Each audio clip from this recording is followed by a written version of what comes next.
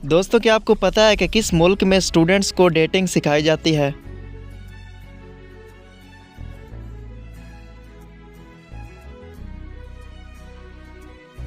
जवाब है दोस्तों चाइना में।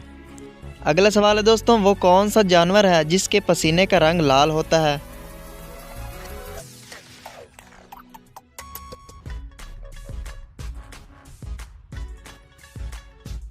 जवाब है दोस्तों दरियाई घोड़े का।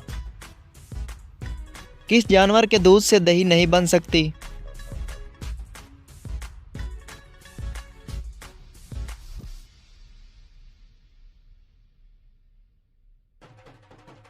जवाब है दोस्तों ऊँटनी के दूध से।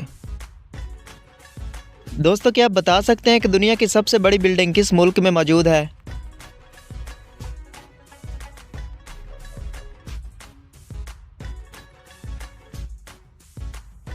दुनिया में सबसे बड़ी बिल्डिंग दुबई में मौजूद है।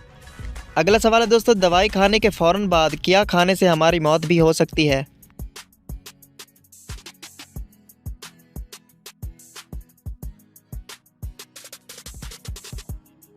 जवाब है दोस्तों अंगूर खाने से।